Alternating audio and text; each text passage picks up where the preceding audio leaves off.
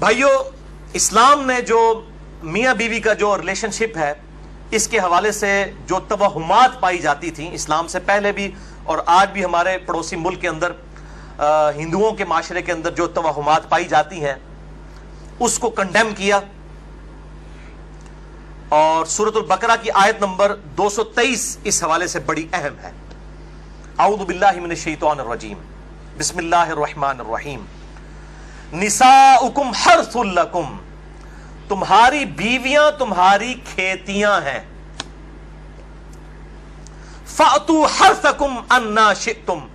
پس اپنی کھیتیوں کے پاس آؤ جہاں سے تمہاری مرضی ہو۔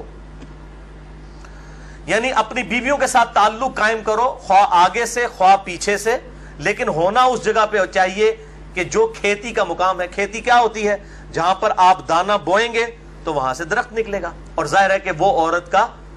مقام آگے کا مقام ہے جس کو ہم عربی کے اندر قبول کہتے ہیں، چاہے آگے سے ہو چاہے پیچھے سے، لیکن صحبت کا مقام وہی ہوگا۔ اس کھیتی کی طرف آؤ، یعنی وہاں پر بیج بو، اللہ تعالیٰ تمہیں اولاد دے گا۔ اس کانٹیکسٹ میں ایک حدیث ہے اسی آیت کے،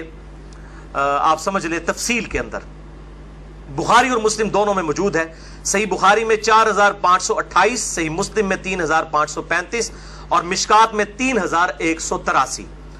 کہ یہودیوں کا یہ عقیدہ تھا کہ اگر کوئی شخص اپنی بیوی کے ساتھ پچھلی سائیڈ سے صحبت کرے، یعنی صحبت تو صحیح جگہ پر کرے لیکن بیک سائیڈ سے، تو اس کی اولاد بھینگی پیدا ہوگی۔ تو اسلام نے اس کو کنڈیم کرتے ہوئے یہ آیت نازل فرمائی، اللہ تعالیٰ نے نساؤکم حرث لکم فأتوا حرثکم انا شئتم، تمہاری بیویاں تمہاری کھیتیاں ہیں، چاہے آگے سے آؤ چاہے پیچھے سے آؤ، لیکن مقام جو ہے وہی قبول ہوگا، دبر میں حرام ہے، اور وہی چیز ہے جسے ہم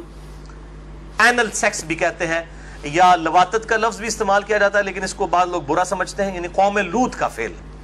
اینل سیکس، یہ بھائیوں حرام ہے۔ اب میں اس پہ بھی تھوڑی گفتگو کروں گا۔ یہ میں جتنی باتیں کر رہا ہوں، میرے سے جو لوگ واقف ہیں شروع سے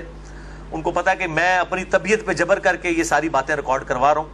یعنی میری عام گفتگو اس طریقے سے نہیں ہوتی کسی کے ساتھ، لیکن اب یہ مسئلہ ہے کہ یہ چیزیں ریکارڈنگ میں آئیں تاکہ ہمارے نوجوانوں تک حق بات پہنچے۔ بھائیوں، بیویوں کے ساتھ مکمل طور پر جنسی تعلق، سیکچول ریلیشن شپ، اس کی اجازت ہے سوائے قوم لوط کے عمل کے، جسے اینل سیکس کہتے ہیں، یعنی دبر کے اندر صحبت کرنا۔ اس حوالے سے بڑی وعیدیں آئی ہیں۔ نکاح نہیں ٹوٹے گا، یہ جو پبلک کے اندر مشہور ہے نا کہ نکاح ٹوٹ جاتا ہے، نکاح نہیں ٹوٹے گا، حرام فعل ہے۔ توبہ کریں، اللہ تعالیٰ سے مغفرت کریں اور اپنے معاملات کو مستقبل کے لیے سیدھا کر لیں۔ نکاح نہیں ٹوٹے گا، توبہ سے معاملہ جو ہے ریزالو ہو جائے گا، اور بیوی پر اس حوالے سے کوئی اطاعت واجب نہیں ہے۔ اب اکثر لوگ جو ہیں وہ رابطہ کرتے ہیں اس حوالے سے، مطلب کئی عورتیں ہیں ان کی مائیں رابطہ مجھ سے کر لیتی ہیں فون کے اوپر کہ جی اس طریقے سے لوگ جو ہیں وہ مطلب مجبور کرتے ہیں ہماری بیٹیوں کو اسی اینل سیکس کے اوپر، اور ہم طلاق لے لیں یا اس طرح کے معاملات، اور وہ پھر جھانسا دیتے ہیں جی کہ خاوند کی چونکہ اطاعت واجب ہے اس لیے جو ہے وہ بیویوں کو چاہیے کہ وہ حکم مانے۔ بھئی خاوند کی جو اطاعت ہے وہ اللہ تعالیٰ کی باؤنڈریز کے اندر ہے، جہاں پر وہ اللہ اور اس کے رسول عز و جل و صلی اللہ علیہ وآلہ وسلم کی حدوں کو پھلانگیں گے پھر کوئی اطاعت نہیں ہے۔ یعنی اگر کوئی خاوند اپنی بیوی کو کہتا ہے کہ بے پردہ پھرو، کوئی اطاعت نہیں ہے۔ کوئی بیوی اپنے خاوند کو کہتی ہے کہ داڑھی مڈا دے، کوئی اطاعت نہیں ہے۔ یا کوئی خاوند کہتا ہے جی مجھے لمبے ناخن بڑے پسند ہیں تو میری بیوی لمبے ناخن رکھے۔ صحیح مسلم میں حدیث ہے کہ 40 دن تک کی آپ صلی اللہ علیہ وسلم نے حد مقرر فرمائی ہے، اس کے اندر ضرور ناخن کاٹ لینے۔ یہ بھی ذوالحجہ کے دن چل رہے ہیں اور یہ میرے ناخن بڑے ہوئے ہیں تو مجھے بڑی کوفت ہو رہی ہے، ظاہر ہے وہ اب ایک شریعت کو فالو کرنا ہے۔ قربانی کے بعد یہ مونچھیں میری کافی بڑھ گئی ہیں تو مجھے بڑی فیل ہو رہی ہیں، اور مجھے نہیں سمجھ آتی اتنے لمبے لمبے ناخن رکھنا، پھر انہی ہاتھوں کے ساتھ استنجا بھی کرنا ہوتا ہے، اور پھر پاکیزگی کا کس طریقے سے اہتمام ہو سکتا ہے، پھر انہی ہاتھوں کے ساتھ روٹی بھی کھانی ہوتی ہے، بڑا مشکل کام ہے، لیکن یہ فتنہ عام ہوا ہوا ہے۔ اور اسی طریقے سے یہ خواہ مخواہ جو ہے یہ آئی بروز کا چکر ہے جی، خامند کو خوش کرنے کے لیے کر رہے ہیں۔ بھائی خامند کو خوش کرنے کے لیے آپ نے شریعت کی حدیں تو نہیں توڑنی، اس پہ میرا مسئلہ نمبر 32 ایکسکلوسیو ریکارڈ ہے، مسلمان مردوں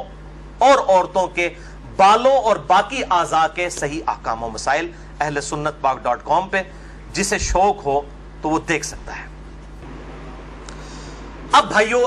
8 صحیح الاسناد احادیث مختصر سی ہیں اسی کانٹیکسٹ میں، جو قوم لوط کا عمل ہے، خواہ وہ مرد کا مرد کے ساتھ ہو، خواہ وہ مرد کا اپنی بیوی کے ساتھ ہو، اینل سیکس جسے کہا جاتا ہے انگلش میں، اس کانٹیکسٹ میں یہ بڑی اہم ترین احادیث ہیں۔ اس میں ساتھ ساتھ کچھ مسائل بھی ہیں جو آج کے دور کے مسائل ہیں، میں ساتھ ساتھ بتاتا چلا جاؤں گا۔ پہلی حدیث جامعہ ترمذی میں انٹرنیشنل نمبر کے مطابق 2980، مشکات میں 3191 ہے کہ ابن عباس رضی اللہ تعالیٰ عنہ کہتے ہیں کہ اللہ نے اپنے نبی صلی اللہ علیہ وسلم پر یہ وحی نازل فرمائی، نساؤکم حرث لکم، وہی آیت انہوں نے تلاوت کی، سورۃ البقرہ آیت نمبر 223، اور پھر فرمایا کہ اللہ تعالیٰ نے دبر میں یعنی پیٹھ میں اینل سیکس کرنے سے، قوم لوط کا عمل کرنے سے، بیویوں کے معاملات میں بھی منع فرمایا، اور حالت حیض میں بھی اپنی بیویوں سے ازدواجی تعلق قائم کرنے سے منع فرمایا۔ ازدواجی تعلق سے مراد انٹرکورس ہے حالت حیض میں۔ اور وہی ہے دوسری حدیث سنن ابی داؤد میں 212 نمبر، مشکات میں 555، کہ ایک صحابی نے پوچھا یا رسول اللہ صلی اللہ علیہ وسلم میری بیوی حیض سے ہے، میں اس کے ساتھ کس طرح تعلق قائم کروں؟ تو آپ صلی اللہ علیہ وسلم نے فرمایا کہ اس کا ازار بند جو ہے وہ کس کر باندھ لو، پھر اوپر کا حصہ تیرے لیے حلال ہے، یعنی شرمگاہ کے ساتھ انٹرکورس نہیں، باقی جسم کے ساتھ مباشرت کی جا سکتی ہے۔ اور وہی حدیث ہے جس کے اوپر منکرین حدیث بھی اعتراض کرتے ہیں کہ قرآن میں ہے کہ حیض کی حالت میں عورتوں سے الگ رہو، اور بخاری اور مسلم میں حدیث ہے کہ نبی صلی اللہ علیہ وسلم اپنی بیویوں سے حالت حیض میں بھی مباشرت کرتے تھے، لیکن وہ پوری حدیث نہیں پڑھتے، وہ پوری حدیث اس طرح ہے۔ تیسری حدیث صحیح بخاری میں 302، صحیح مسلم میں 680 ہے کہ اما عائشہ رضی اللہ تعالیٰ عنہ کہتی ہیں کہ نبی صلی اللہ علیہ وسلم جب امہات المومنین سے ازدواجی تعلق قائم فرمانا چاہتے جبکہ وہ حالت حیض میں ہوتی، تو ان کو حکم دیتے کہ وہ ایک آزار بند باندھ لیں، پھر آپ صلی اللہ علیہ وسلم باقی جسم کے ساتھ اپنی بیویوں کے ساتھ مباشرت کرتے تھے۔ تو انٹرکورس حالت حیض میں حرام ہے، لیکن باقی جسم جو ہے وہ حلال ہے، اور بیوی کو ساتھ لٹائیں، یہ جو ہندوانہ معاشرے میں ہے کہ یہ ناپاک ہو جاتی ہے یا اس طریقے سے اور معاشروں کے اندر، تو اسلام میں اس کی کوئی گنجائش نہیں۔ صحیح مسلم میں حدیث ہے، آپ صلی اللہ علیہ وسلم مسجد نبوی میں تھے، آپ نے مسجد نبوی کی کھڑکی سے اما عائشہ رضی اللہ تعالیٰ عنہا سے کہا کہ مجھے میرا بسترا پکڑا دو، تو انہوں نے کہا یا رسول اللہ میں حیض سے ہوں، آپ نے فرمایا حیض تیرے ہاتھوں میں تو نہیں گھس گیا، یہ تو حکم ہی نجاست ہے۔ اس طریقے سے صحیح مسلم میں حدیث ہے کہ نبی صلی اللہ علیہ وسلم میری گود میں سر رکھ کر قرآن پڑھا کرتے تھے، حالانکہ میں حالت حیض میں ہوا کرتی تھی۔ تو یہ حالت حیض حکمی نجاست ہے، اس میں عورت آٹا بھی گوندھ سکتی ہے اور کھانا بھی پکا سکتی ہے، کوئی مسئلہ نہیں ہے۔ اسی طریقے سے اگر کسی پہ غسل فرض ہے تو بس اتنا ڈیلے نہ کرے کہ نماز قضا ہو، باقی وہ کوئی حقیقتاً تو پلید نہیں ہے، حکمی نجاست کے اعتبار سے۔ بخاری اور مسلم کی متفق علیہ حدیث ہے، حضرت ابو ہریرہ کہتے ہیں مجھ پہ غسل فرض تھا، نائٹ فال احتلام کی وجہ سے میں جا رہا تھا، آپ صلی اللہ علیہ وسلم راستے میں ملے اور آپ صلی اللہ علیہ وسلم مجھ سے گفتگو فرمانے لگے، میں چپکے سے کھسکا جا کے غسل کر کے واپس آیا۔ آپ نے فرمایا ابو ہریرہ کہاں گئے تھے؟ کہ یا رسول اللہ میں ناپاک تھا تو غسل کرنے گیا۔ آپ نے فرمایا مومن کبھی ناپاک نہیں ہوتا، یہ حکمی نجاست ہے،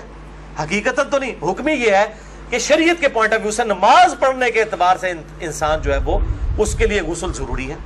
اب جس شخص کا وضو نہیں ہے وہ ناپاک تو نہیں ہے، لیکن نماز پڑھنے کے اعتبار سے ناپاک ہے، نماز کے لیے اسے وضو کرنا پڑے گا۔ اس کو کہتے ہیں حکمی نجاست، حقیقی نجاست الگ ہے، حکمی الگ۔ اس میں میں نے بڑی ڈیٹیل سے لیکچر دے دیا ہے، مسئلہ نمبر 42 عورتوں کے حیض و نفاس کے مسائل، وضو، غسل، استنجا، بڑی ڈیٹیل کے ساتھ تقریباً 2.25 گھنٹے کی گفتگو ہے اہل سنت پاک.com پہ۔ چوتھی حدیث جامعہ ترمذی میں 135، سنن ابن ماجہ میں 639، مشکات میں بھی موجود ہے 551 نمبر، کہ آپ صلی اللہ علیہ وسلم نے فرمایا 3 چیزیں فرمائی۔ نمبر 1،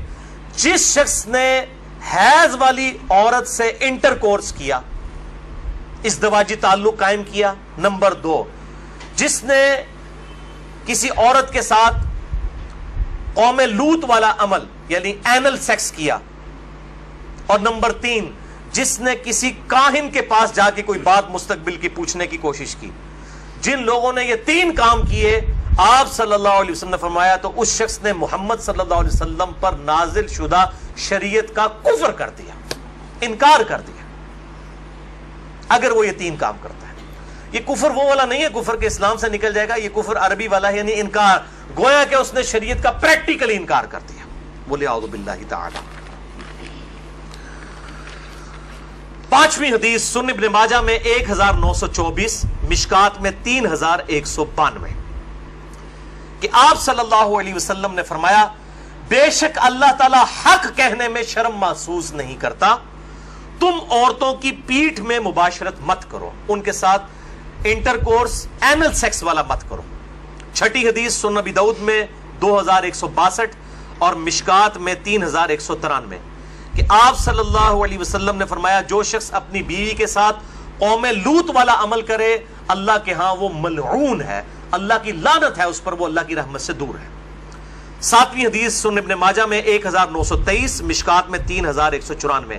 کہ آپ صلی اللہ علیہ وسلم نے فرمایا جو شخص قوم لوط والا عمل کرے گا اپنی بیوی کے ساتھ، اللہ تعالیٰ قیامت والے دن اس کی طرف نظر رحمت بھی نہیں فرمائے گا، والعیاذ باللہ تعالی۔ اور 8ویں حدیث جامعہ ترمذی میں 1165، مشکات میں 3195، کہ اللہ تعالیٰ اس پر نظر رحمت نہیں فرمائے گا جو کسی مرد کے ساتھ یا کسی عورت کے ساتھ قوم لوط والا عمل کرے، اینل سیکس کرے، والعیاذ باللہ تعالی۔ یہ ایشو ریزالو ہوا۔ اب بھائیو، آج کے جو ماڈرن دور کا ایک ایشو بہت سامنے آیا ہے، اس ماڈرن دور کا وہ ایشو ہے، وہ ہے اورل سیکس کا ایشو، جس کی مختلف شکلیں جو ہیں وہ معاشرے کے اندر رائج ہیں، کچھ صحیح ہیں کچھ غلط ہیں۔ اس میں بنیادی اصول آپ سمجھ لیجئے، اور وہ ہے سورۃ البقرہ کی آیت نمبر 187، اعوذ باللہ من الشیطان الرجیم، بسم اللہ الرحمن الرحیم، احل لکم لیلۃ الصیام الرفث الی نسائکم، حلال کر دیا ہے اللہ نے رمضان کی راتوں میں بھی تمہارا اپنی بیویوں کے ساتھ ازدواجی تعلق قائم کرنا۔ ہن لباس لکم، تمہاری بیویاں تمہارا لباس ہیں، وانتم لباس لہن، اور تم اپنی بیویوں کا لباس۔ اب یہ لباس میں نے جو پہنا ہوا ہے، اس لباس اور میرے جسم کا کوئی پردہ نہیں ہے، میاں بیوی کا آپس میں کوئی پردہ نہیں ہے،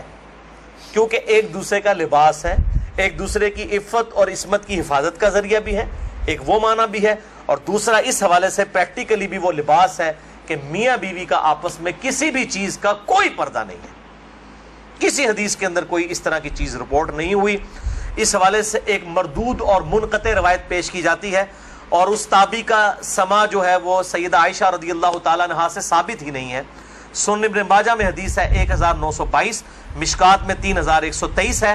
لیکن مردود روایت ہے، منقطع ہے،